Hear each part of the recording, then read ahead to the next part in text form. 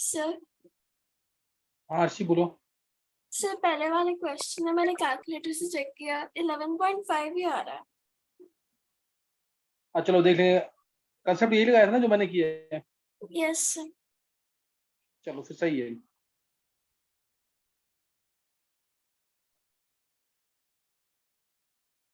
अच्छा वो पिछला क्वेश्चन जो दिया है ट्राई किया किसी ने? सर एक बार वो दोबारा बता दो, हम लिखना भूल गए हैं। क्वेश्चन लिखा नहीं क्वेश्चन है? देखो नहीं क्वेश्चन लिख दोबारा नहीं लिख दूंगा। पाए। एक बार कोई क्वेश्चन बताएगा, एक बार क्या क्वेश्चन है? 0.5 molar NH4CN. हाँ Dissociation constant of NH4 positive equals to 10 power minus 8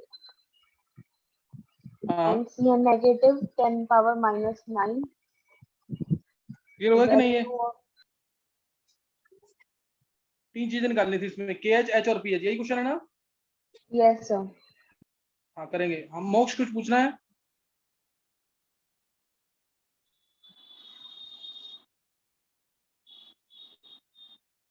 अब किसी ने आंसर निकाला है इसका? सर pH 7.5 है। पी एच 7.5 और वो भी निकाल लिया के एच और एच? Yes sir. क्या निकला है? Sir KH 10 raised to power 3 and H हाँ। निकला है 31.6।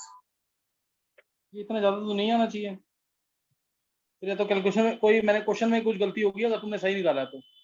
और किसी ने किया है क्या? Sir, सर हमारा अभी तो अभी स्टार्ट कर रहे हैं, मतलब अभी चलो जल्दी कर लो, जल्दी कर लो उस क्वेश्चन को।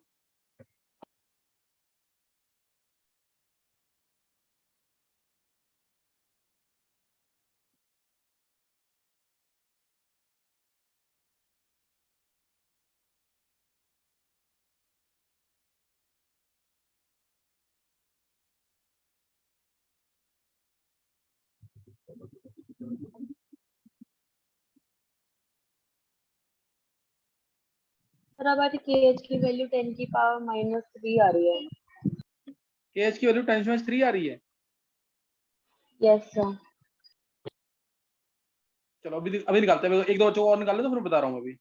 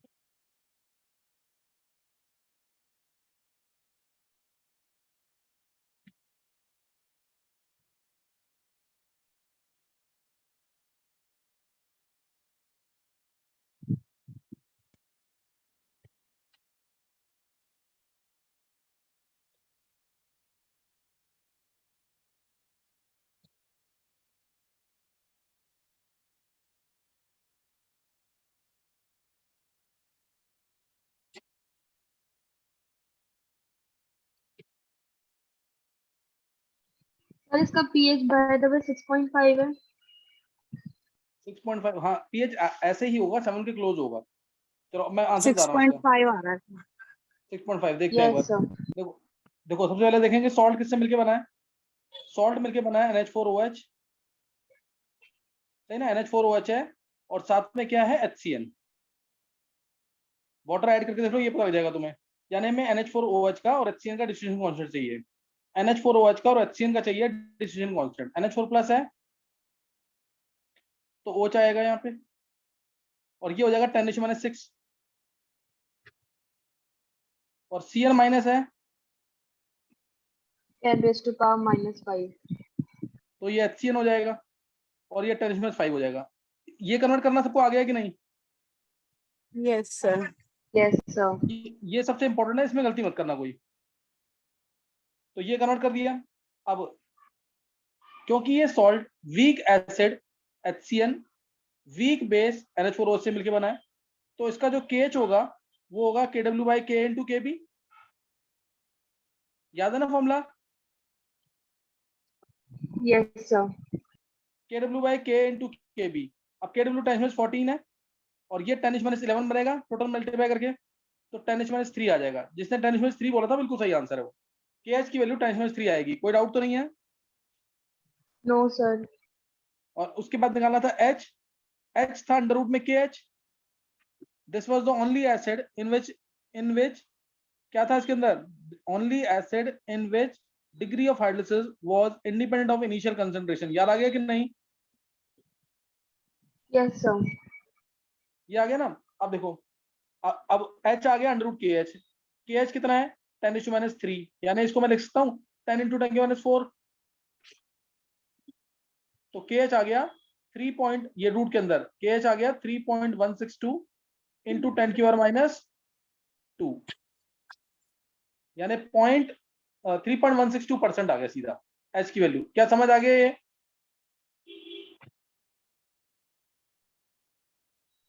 सर ये आपने करा क्या है pH की वैल्यू में अंडर रूट? KH दे रखा ना 10⁻3, तो H क्या होगा अंडर रूट ऑफ 10⁻3। सॉल्व करना तुम्हें उसको, H होगा अंडर रूट ऑफ 10⁻3। इसको सॉल्व किया और कुछ नहीं किया है। Okay sir. ये आ गया। अब देखो नेक्स्ट क्या था, नेक्स्ट था pH. Week acid weak base का सॉल्ट है, उसका पीएच क्या था डायरेक्ट? 7 + ½ bracket pKa - pKb। हाँ बिल्कुल सही। किसने बोला ये? दिव्या। बहुत अच्छी Divya. 7 + ½ pKa - pKb, 7 + ½ pKa - pKb, 7 + ½ pKa कितना है? pKa कितना है, वैल्यू बोलो। 5 पीके, हाँ पीके ये है एसिड का 5, और पीकेबी कितना है 6। तो आंसर कितना आ जाएगा? 6.5 आएगा कि नहीं? 6.5 आएगा कि नहीं? Yes sir. Yes sir. अब ये 6.5 कुछ बच्चों ने बोला था, किसने बोला था 6.5? दिव्या, प्राची, स्नेहा। चलो देखो, तुम लोग पता है, अगर पढ़ के नहीं रखोगे ना तो 1% बेनिफिट नहीं मिलेगा। अच्छा एक बार बताएंगे, क्या मैं इसी टाइप के क्वेश्चन और कराता रहूं कि तुम्हें समझ आ गया?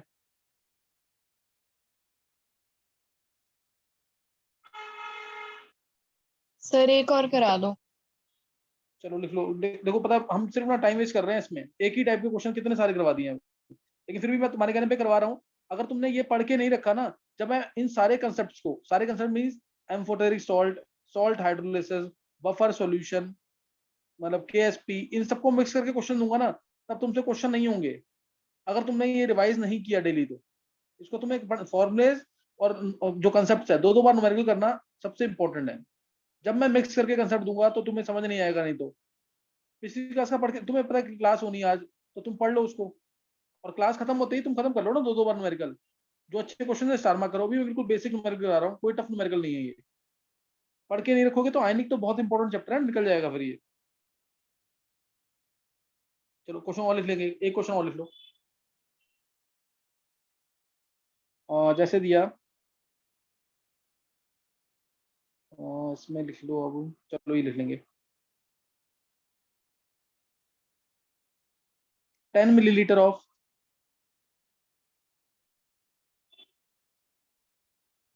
चलो एक क्वेश्चन लिखो इसमें 0.1 मोलर सोडियम फिनॉक्साइड या potassium phenoxide, 0.1 molar potassium phenoxide, distribution constant है इसका, डिस्ट्रीब्यूशन कांस्टेंट दे रखा है फिनॉल का, डिस्ट्रीब्यूशन कांस्टेंट दे रखा है फिनॉल का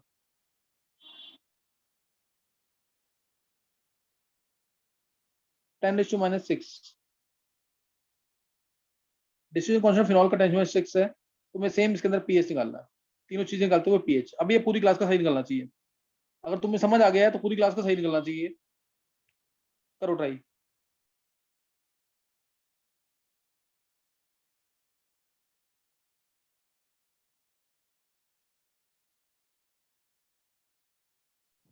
सर ये C6H5 ओके है ये?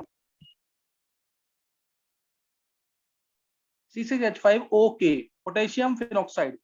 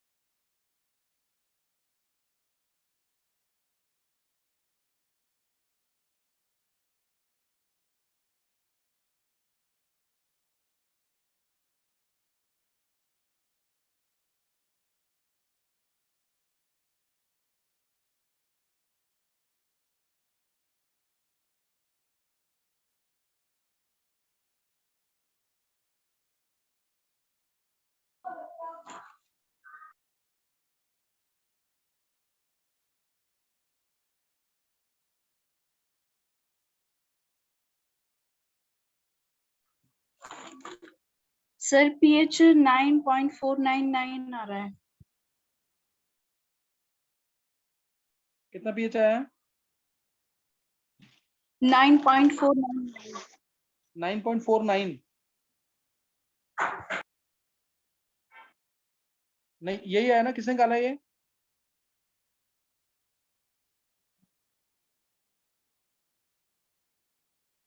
किसने निकाला आंसर ये? प्राची। प्राची। चलो अब एक बार देख लेते हैं आंसर। और किसी को बोलना है आंसर?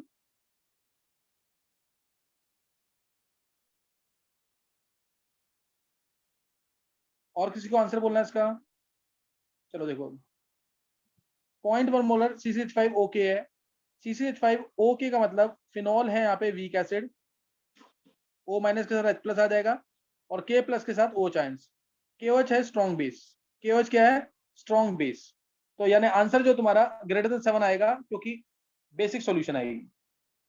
बेसिक सॉल्यूशन है ना, सॉल्यूशन बेसिक आएगी इसलिए। देखो अब इसमें OH आयंस निकलेगा डायरेक्ट। OH आयंस होगा CH, पहले चलो मैं पूरा निकाल देता हूँ। KH होगा KW/Ka, KW टेंशन 14 और Ka की वैल्यू दे रखी है 10⁻⁶। इस बार डायरेक्ट दी है मैंने वैल्यू, तो 10⁻8 आ जाएगा। H Yes, आएगा, H आएगा √KH/C। KH की वैल्यू है 10⁻8। C है 0.1,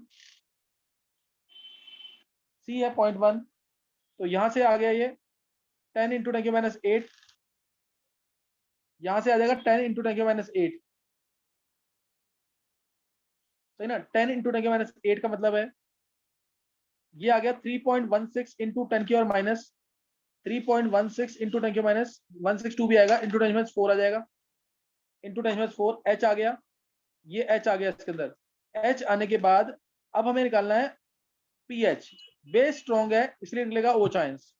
बेस स्ट्रॉन्ग है इसलिए OH आयंस निकलेगा। OH आयंस होगा CH, OH आयंस CH होगा। C की वैल्यू दे रखी है, C की वैल्यू 0.1 है, C की वैल्यू 0.1 है और 3.16 × 10⁻5, 10⁻4।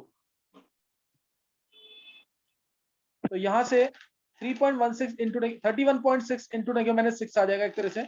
31.6 × 10⁻6, 31.6 किसका होगा? 31.6 का 3.16 × 10⁻5 है ना? नहीं, पी इसे पीओच डायरेक्ट आएगा। पीओच आएगा 5 - log 3.16, पीओच आएगा 5 - log 3.16 ये आएगा। और पीएच आएगा 9 + log 3.16। तो जिसने 9.49 निकाला है या 9.5 निकाला है, दोनों का सही है।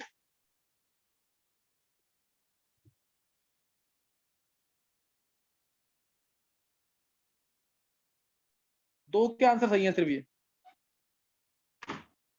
देखो फिर तुम लोग इस वाला कर नहीं रहे हो ढंग से, क्योंकि सिर्फ दो बच्चों का सही हो रहा है, मीन्स तुम लोग नहीं कर रहे हो ढंग से। फिर ये एक ही टाइप के क्वेश्चन हो रहे हैं सारे, और तुम लोग घर पे प्रैक्टिस नहीं करोगे तो 1% भी यूज नहीं है। एक बार हैंड सीज करेंगे जिसको समझ आ गया क्वेश्चन, ये क्वेश्चन जो कराया है जिसको समझ आ गया, एक बार हैंड सीज करेंगे फास्ट।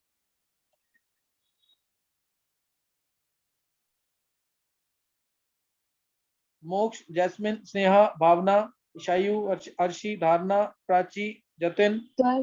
प्रिया, यश, भूमिका, दिव्या, शिखर, मिताली, महक, मुस्कान, नेहा, राधिका, शिवानी, रिया, वंशिका, चैतन्य, निधि, समृद्धि, निकुंज, ठाकुर, गरिमा, शिफाली, युक्तिका, देवराज, मानसी, कशिश। अभी भी रह रहे हैं 6-7 बच्चे। दिव्या, हिमांशी, काजल, मुशाहिद, समीर। अभी भी हिमांशी को आ गया, काजल, मुशाहिद और समीर।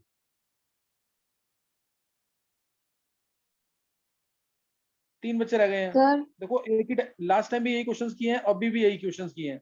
आप पूछो क्या पूछना है। सर इसमें ना जो OH नेगेटिव की कंसंट्रेशन ली है उसमें हम 3.16 को अराउंड 3 लेके तब कर सकते हैं। हाँ कर सकते हो, ऑब्जेक्टिव में चल जाएगा काम। ऑब्जेक्टिव में चारों ऑप्शंस देखोगे ना, ऑप्शन जरूर देखना है। डिफरेंस ज्यादा है तो अप्रोक्सीमेट करके कर सकते हो।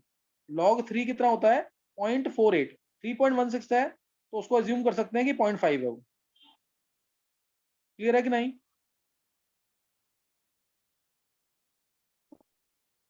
अराउंड 3 लेके चलते हैं OH नेगेटिव की कंसंट्रेशन को, उस हिसाब से तो फिर पीएच जो आएगा वो 10 पॉइंट समथिंग आएगा। मेरी बात सुनो, ये तुमने लिया 3.16 को 3 ले लिया, तो ये 3 × 10⁻5 ही तो रहेगा। 3 × 10⁻5 मीन्स 5 - log 3, 5 - log 3 हुआ तो 40। जब पीएच निकालोगे तो 14 में से इसको माइनस कर दोगे तो 9 + log 3 नहीं आएगा। 9 + log 3 मीन्स 9.48। क्लियर हुआ कि नहीं? Yes sir. समझ आ गया कि नहीं अभी ये? देखो एक ही टाइप के बहुत यस सारे सर। क्वेश्चन कर लिए। हाँ, एक ही टाइप के हो गए हैं बहुत सारे क्वेश्चन। अब जो है मैं एक नया कंसेप्ट तुम्हें बता रहा हूँ। अगर तुमने अब भी न्यूमेरिकल्स नहीं किए, अराउंड 8 to 10 न्यूमेरिकल्स हो गए एक ही टाइप के। फॉर्मूला भी बता दिया मैंने तुम्हें, फॉर्मूला मैंने तुम्हें बता दिया इसका। स्ट्रॉन्ग एसिड वीक बेस है प्लस वीक बेस का सॉल्ट है, जैसे NH4Cl। तो उस केस में फॉर्मूला 3 फॉर्मूले हैं। KH क्या होगा? KW/Kb। H क्या होगा? अंडर रूट में KH/C। और H प्लस आयंस क्योंकि स्ट्रॉन्ग एसिड है, H प्लस आयंस क्या होंगे? CH। यही फॉर्मूले लेने हैं बस हर बार तुम्हें, यही फॉर्मूले लेने हैं तुम्हें। बस ये ध्यान रखना कि जो एसिड है या बेस है वो मोनो बेसिक या मोनो एसिडिक होना चाहिए। ये ध्यान रखना, अगर बेस हो गया CaOH2, एसिड हो गया, एसिड कोई और हो गया जैसे H3PO4, H समझ गए, H3PO3, उस केस में तुम्हें डेरिवेशन से करना पड़ेगा, बिना डेरिवेशन के नहीं होगा फिर, नहीं तो गलती कर जाओगे। मैंने सिर्फ सिंपल वाले क्वेश्चन कराए हैं, 99% यही है कि वही क्वेश्चन आएंगे। अगर उससे प्लस वाले आते हैं तो तुम्हें डेरिवेशन करके करना पड़ेगा, मैं वो भी करवा दूंगा, लेकिन पहले तुम इनको प्रैक्टिस करो बहुत ढंग से। ये 3 फॉर्मूले बता दिए मैंने स्ट्रॉन्ग एसिड वीक बेस के लिए। ऐसे ही अगर स्ट्रॉन्ग बेस वीक एसिड है, स्ट्रॉन्ग बेस वीक एसिड है तो Kb की जगह नीचे क्या आ जाएगा? वीक, स्ट्रॉन्ग बेस और वीक एसिड है तो Ka आ जाएगा, H यही रहेगा, और H आयंस है उसी का क्या आ जाएगा? OH ions. क्या क्लियर हो गया ये? अगर strong yes base sir. Week acid है तो फॉर्मूला ऐसे चेंज हो जाएंगे। और वीक एसिड वीक बेस वाला थोड़ा सा याद कर लेना तुम, उसको उसको थोड़ा सा याद कर लेना। डेरिवेशन मैंने तीनों की कराई हुई है, सही ना? डेरिवेशन तीनों की कराई हुई है। अब मैं बफर, क्या टॉपिक? Buffer solution. तुम लोगों को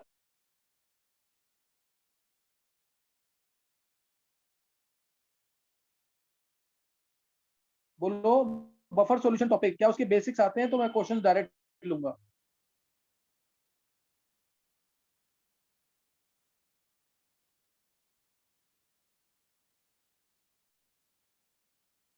नहीं, किसी को टॉपिक आता है कि नहीं है? एक बार हैंड करेंगे जिसको आता है ये बफर सॉल्यूशन का बेसिक्स। अगर आता है तो मैं क्वेश्चन डायरेक्ट लूंगा, नहीं तो मैं थोड़ा सा इसका बेसिक कराऊंगा पहले तुम। सर बेसिक करा दो पहले। चलो नोट करेंगे, फिर नोट कर लेंगे बफर सॉल्यूशन।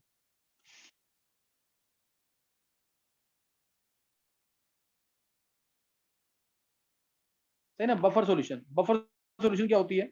एक ऐसी सॉल्यूशन, जिसके पीएच में कोई चेंज ना आए अगर हम थोड़ा सा एसिड या उसमें थोड़ा सा बेस डाल दें। एक ऐसी solution which resist any change in pH, solution which resist any change in pH if small amount of acid और base is added to it, if small amount of acid और base is added to it. और सबसे simple example daily life से related, जो blood है वो buffer होता है। ब्लड जो है ना हमारा वो बफर होता है, जिसका पीएच होता है 7.38, जिसको मैं अप्रोक्सीमेटली लिख रहा हूँ 7.4।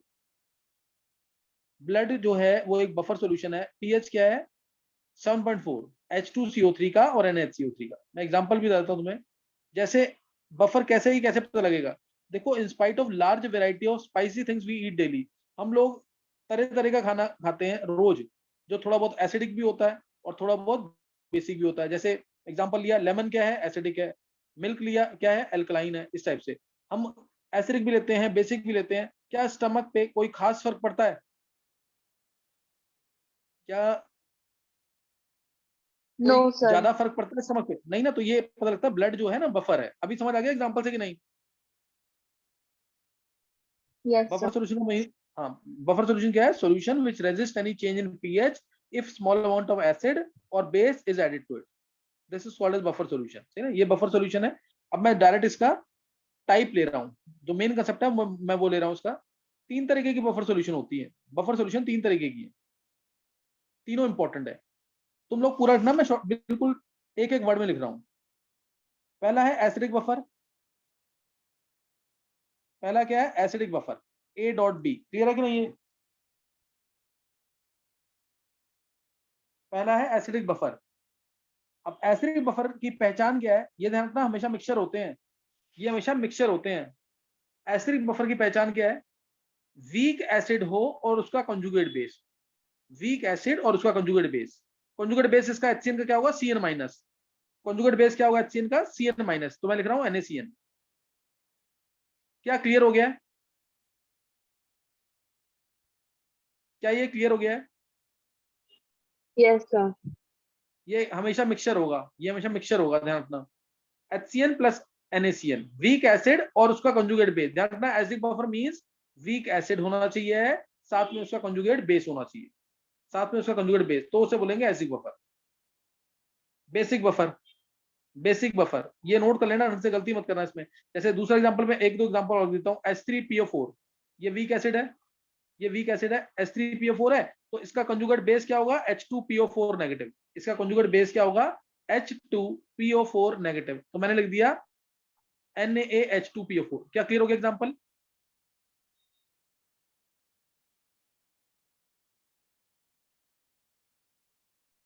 क्लियर हो यस गया सर। एग्जांपल कि नहीं? तो ऐसे में बहुत सारे एग्जांपल बता सकता हूं मैं, तुमसे खुद पूछूंगा क्वेश्चन की फॉर्म में। मैं तुमसे क्वेश्चन की फॉर्म में पूछूंगा इसको कि इसमें से बताओ कौन सा बफर सॉल्यूशन है। अभी मैंने तुम्हें 2 एग्जांपल दे दिए हैं इसके अंदर, और एक और दिया था एग्जांपल। जो ब्लड था वो एसिडिक बफर था कि बेसिक बफर था? बोलो।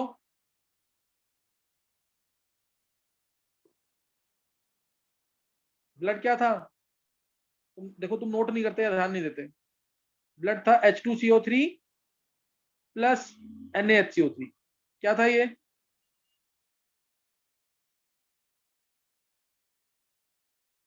एसिडिक एसिडिक बफर है ना, बफर। H2CO3 साथ में। तुम लोगों को हाँ, तुम लोगों को समझ आ रहा है कि नहीं समझ आ रहा? 3 एग्जांपल दिए, तीनों समझ आ गए कि नहीं? Yes sir. एसिडिक बफर का मेन कंसेप्ट क्या है? वीक एसिड और साथ में उसका कंजुगेट बेस होना चाहिए। वीक एसिड HCN है, कंजुगेट बेस इसका CN माइनस है। वीक एसिड दूसरे एग्जांपल में H3PO4 है, कंजुगेट बेस इसका H2PO4 माइनस है। वीक एसिड थर्ड एग्जांपल में H2CO3 है, कंजुगेट बेस उसमें NaHCO3 है, HCO3 माइनस। तो ये एसिडिक बफर के एग्जांपल थे। ऐसे ही बेसिक बफर के एग्जांपल में एक दो लिख देता हूं। ये एसिडिक बफर नोट कर लिया ना सबने? Yes sir. अब बेसिक बफर, बेसिक बफर इसमें क्या होगा तुम खुद बताओ। बेसिक बफर में क्या होगा? Weak base plus conjugate acid. बहुत अच्छे, वीक बेस होगा और साथ में कंजुगेट एसिड। अगर ये चीजें बच रही हैं रिएक्शन के बाद भी, तो ये क्या है? Basic buffer. अगर रिएक्शन के बाद ये चीजें बच रही हैं तो ये बेसिक बफर है। वीक बेस जैसे NH3, NH3 लिख लो या NH4OH, एक ही बात है। इसका कंजुगेट एसिड क्या होगा? वीक बेस और इसका कंजुगेट एसिड क्या होगा? NH4 plus. NH3 लिखते हैं तो H प्लस ऐड कर देते हैं कंजुगेट एसिड बनाने के लिए। NH3 लिखते हैं तो H प्लस ऐड कर देते हैं। NH4OH होता तो OH को माइनस कर देते हैं। ये NH4Cl। ये है बेसिक बफर का एग्जांपल। क्या समझ आया? तो ये बेसिक बफर का एग्जांपल है, वीक बेस और साथ में उसका कंजुगेट एसिड। वीक बेस और साथ में उसका कंजुगेट एसिड। एक एग्जांपल और, एक थर्ड टाइप लिख लो सीधा। मैं क्वेश्चन की फॉर्म में दूंगा। लास्ट है buffer of single substances. Last example जो है वो है buffer B of single substances. क्या समझ आ गया? Buffer of single substances. हाँ, एग्जांपल इसका वीक एसिड, वीक एसिड और वीक बेस की सॉल्ट। वीक एसिड और वीक बेस की सॉल्ट जैसे NH4CN। क्लियर हो गया एग्जांपल कि नहीं? या CH3COONH4। Week acid week base की सॉल्ट है कि नहीं? है यस सर। तो ये है बफर ऑफ सिंगल सब्सटेंसेस। कुछ पता लग गया इसके बारे में, बफर के बारे में? Yes sir. अब नोट करना आगे। नेक्स्ट नोट करना है एक डायरेक्ट बहुत इंपॉर्टेंट इक्वेशन, हेंडरसन्स इक्वेशन। पहले तो अब अगर तुम ये करके नहीं रखोगे तो नेक्स्ट टाइम न्यूमेरिकल समझ नहीं आएंगे तुम्हें। हेंडरसन्स इक्वेशन है ना, हेंडरसन्स इक्वेशन, इसमें निकालते क्या है, pH of acidic buffer. Henderson's equation में क्या निकालेंगे, pH of acidic buffer. Acidic buffer मतलब एच ए लिया मैंने, एच ए टूटेगा partially, H A weak acid है ध्यान रखना, और कंजुगेट बेस इसका ए माइनस है, कंजुगेट बेस इसका ए माइनस है, एच ए टूटेगा H plus plus A minus में, एच ए टूटेगा H plus plus A minus में, है ना, एच ए टूटेगा H plus plus A minus में। और ध्यान देंगे बी ए जो इसका कंजुगेट बेस होगा, सॉल्ट होगा उसका, वो पूरा टूटेगा B plus plus A minus में। अब इस पार्ट से मेरे को मतलब है, इस पार्ट से ध्यान रखना, जो कंसंट्रेशन बी ए का होगा वही ए माइनस का होगा, यानी ए माइनस का जो यहाँ कंसंट्रेशन है वो बी ए का भी है। क्या क्लियर है बात, बी ए पूरा टूटेगा ना, सॉल्ट है। Yes sir. अब के क्या होगा, के बोलो क्या होगा वीक एसिड के लिए, H plus into A minus divide by H A होगा कि नहीं,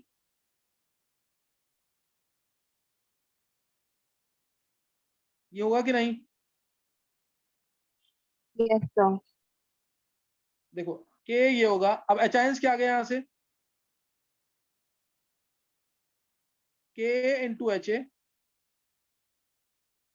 डिवाइड बाई ए माइनस, ये आएगा कि नहीं,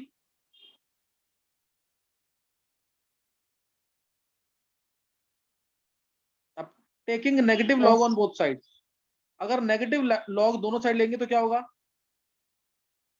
नेगेटिव लॉग दोनों साइड लेंगे तो क्या होगा, पीएच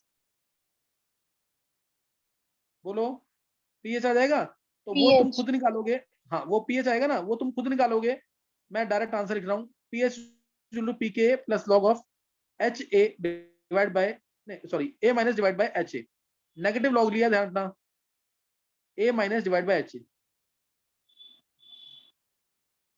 क्या ये समझ आ गया फॉर्मूला,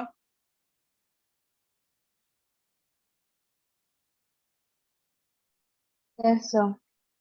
अब ए माइनस को इस केस में क्या मैं बी एल लिख सकता हूँ, सॉल्ट लिख सकता हूँ कि नहीं, ए माइनस को इस केस में, ये मेन फॉर्मूला ध्यान रखना, यही है मेन फॉर्मूला। जो मैं दूसरा फॉर्मूला लिख रहा हूँ ना, वो कई केसेस में गलत भी हो जाएगा, लेकिन बुक्स में ऐसे लिखा है इसलिए मैं उसी फॉर्म में लिख रहा हूँ। ए माइनस को बी ए लिख सकते हैं कि नहीं, यस सर। तो ये आ गया यहाँ से P H is equal to P K A plus log of B A यानी सॉल्ट का कंसंट्रेशन अपॉन में एसिड का कंसंट्रेशन। क्या क्लियर हो गया ये फॉर्मूला,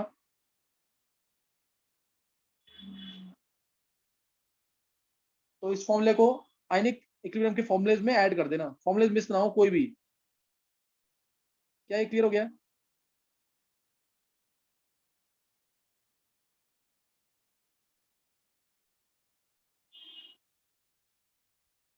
समझ आ गया फॉर्मूला। Yes sir. अच्छा अब दो बातें मैं यहाँ पे बोलूंगा, तुम यहाँ पे इसको अभी तो याद कर लेना, मैं उसको डिराइव भी करा दूंगा, या तुम खुद भी सोच सकते हो, है ना, उसको तुम खुद भी सोच सकते हो। एक टर्म है बफर कैपेसिटी, टर्म क्या है, बफर कैपेसिटी। बफर कैपेसिटी क्या होती है, बफर कैपेसिटी और बफर इंडेक्स और बफर वैल्यू और बफर एफिशिएंसी। बफर कैपेसिटी क्या होती है, कितनी कंसंट्रेशन तक वो पीएच मेंटेन करके रख सकता है। हाँ बफर कैपेसिटी या बफर इंडेक्स या बफर एफिशिएंसी, ये क्या होती है, नंबर ऑफ, हम एसिड डाल रहे हैं या बेस डाल रहे हैं, उससे पीएच में चेंज क्या आया है, उससे पीएच में चेंज क्या आया है, number of moles of acid और base added to 1 litre of buffer solution, number of moles of acid or base added to 1 liter of buffer solution to change its pH by 1 unit, to change its pH by 1 unit, number of moles of acid or base added to 1 liter of buffer solution to change its pH by 1 unit. So ये number of moles of acid or base added to 1 liter of buffer solution to change its pH by 1 unit. लिख लिया क्या, buffer capacity कह लो, buffer index, buffer capacity, buffer index, buffer value, buffer efficiency. Moles of acid और base added to 1 litre buffer solution.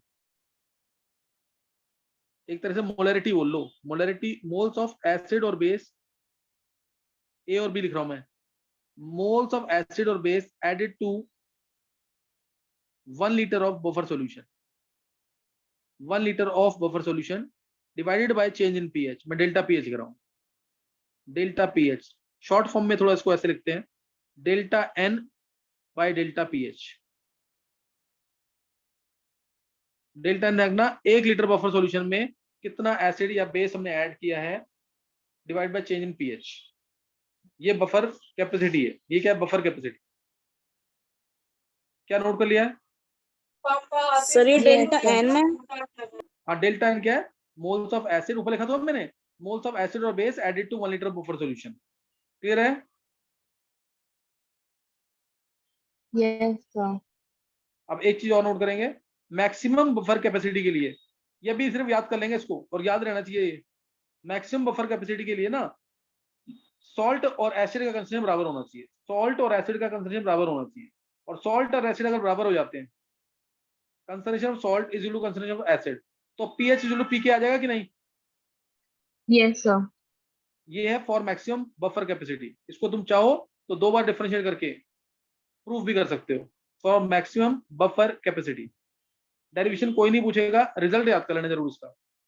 जिसको derivation करनी है ना, वो 2 बार डिफरेंशिएट कर ले बफर, इस वाली इक्वेशन को 2 बार डिफरेंशिएट करके, मैक्सिमम के लिए 2 बार डिफरेंशिएट करके 0 कर दे उसे, उससे आंसर आ जाएगा। मैक्सिमा मिनिमा जिसने पढ़ा हुआ ना मैथ्स में, उससे करके निकल जाएगा आंसर। कहोगे तो मैं नेक्स्ट टाइम डेरिवेशन भी करा दूंगा, नहीं तो मेन रिजल्ट याद रखना।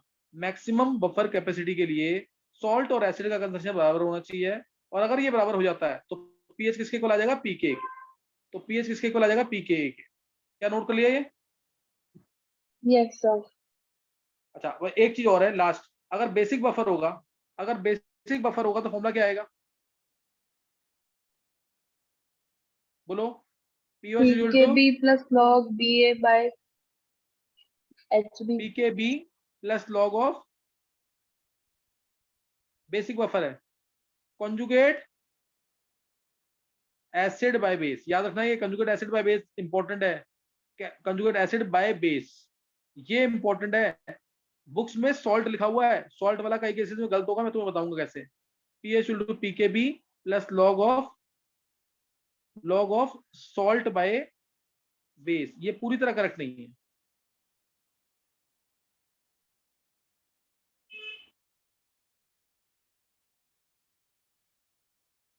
अच्छा, क्या ये फॉर्मूले कर लोगे तुम? अब क्या ये फॉर्मूले कर लोगे? Yes, sir. देखो अभी इसके न्यूमेरिकल्स मैं कराऊंगा, फिर तुम्हें समझ नहीं आएंगे। अगर तुमने पढ़ा नहीं ना, फिर नेक्स्ट टाइम भी ऐसे ही मेरे को पुराना रिपीट करना पड़ेगा। मैंने बफर सॉल्यूशन भी आज करा दिया है, हिंट दिया है, थोड़ा बड़ा है ये टॉपिक, इसके क्वेश्चंस कराऊंगा तो तुम्हें और अच्छा लगेगा। लेकिन अगर तुमने पढ़ के नहीं रखा ना, फिर समझ नहीं आएगा नेक्स्ट क्लास में। पिछला पढ़ के रखो, क्योंकि अब लगभग ये मोर देन हाफ चैप्टर ना हमने कवर कर, कंसेप्ट कवर कर लिए। अब क्वेश्चंस होने हैं बहुत अच्छे अच्छे, तुम अगर पढ़ोगे नहीं फिर समझ नहीं आएगा। सही ना? नेक्स्ट टाइम करेंगे आगे, नेक्स्ट टाइम करेंगे आगे, पढ़ के रखना पूरा।